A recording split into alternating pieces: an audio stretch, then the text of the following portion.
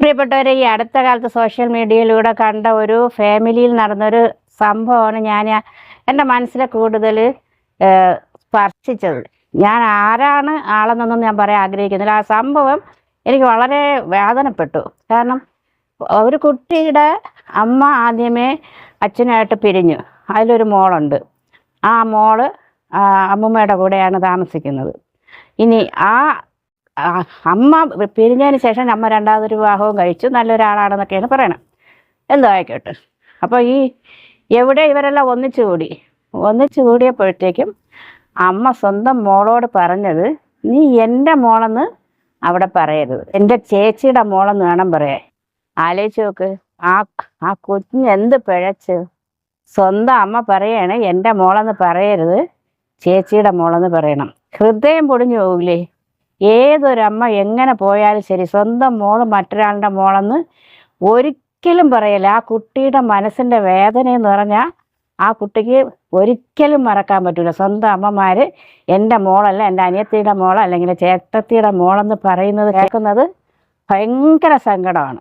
പിന്നെ ഇങ്ങനൊരു സംഭവം നടന്നുപോയി, ബന്ധം വേർപെടേണ്ടി വന്നു. അത് സാധാരണ സംഭവിക്കുന്നതല്ലേ? ചിലപ്പോൾ അങ്ങനെയൊക്കെ സംഭവിക്കുക. അതിൽ മൂത്ത കുട്ടി ഉണ്ടായിരിക്കും. ഇതൊക്കെ അറിഞ്ഞുകൊണ്ടല്ലേ അടുത്ത ആൾ കെട്ടുന്നത്. അപ്പോൾ അവർക്ക് പ്രശ്നമില്ലെങ്കിൽ പിന്നെ നാട്ടുകാരെ ബോധിപ്പിക്കേണ്ട ആവശ്യം എന്താണ്? എൻ്റെ മോളാണ്, എൻ്റെ ആദ്യ ഭർത്താവിലുള്ള മോളാണ് എന്ന് പറയുന്നതിൽ എന്താ ഒരു കുഴപ്പം? കുഞ്ഞ് അതൊന്നും ചെയ്തിട്ടില്ല. അതിനിങ്ങനൊരു ബുദ്ധിമുട്ടും പ്രയാസവും വരുന്നത് മാത്രമല്ല, ആ കുട്ടിക്ക് അച്ഛനോട് സ്നേഹവും ഉണ്ടായിരുന്നു.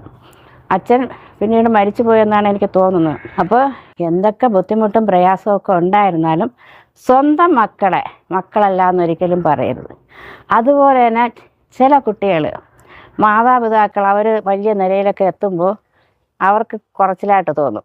ഇതെൻ്റെ മാതാപിതാക്കളല്ല എന്ന് പറയുന്ന ചില വ്യക്തികളുണ്ട്. അവരോടും പറയട്ടെ, നിങ്ങൾ എന്തൊക്കെ പറഞ്ഞാലും നിങ്ങളുടെ മാതാപിതാക്കൾ തന്നെയാണ്. അവരെ ഒരിക്കലും എൻ്റെ മാതാപിതാക്കളല്ല എന്ന് പറയുകയും ചെയ്യരുത്, കാണുകയും ചെയ്യരുത്. അതെല്ലാം നമ്മുടെ മക്കൾ കണ്ടുകൊണ്ടിരിക്കുന്നതായിരിക്കും. അവർക്കും പിന്നീട് നമ്മളെ സ്വന്തം മാതാപിതാക്കളായിട്ട് കാണാൻ കഴിയുകയില്ല. അപ്പോൾ ഇതൊക്കെ നമ്മൾ ഓർമ്മിക്കുക. എപ്പോഴും നമ്മൾ ബന്ധങ്ങൾ തകർന്നു പോകാതിരിക്കാൻ വളരെയധികം ശ്രദ്ധിക്കുക. അതനുസരിച്ച് മുന്നോട്ട് പോകുക. ചിലപ്പോൾ നമ്മൾ ബന്ധങ്ങൾ തകർന്നു പോകണ്ട എന്ന് വിചാരിക്കുന്നിടത്തും ചിലപ്പോൾ നമ്മളുടെ ബന്ധങ്ങൾ തകർന്നു പോയി എന്ന് വരാം. അത് ചില സാഹചര്യങ്ങൾ.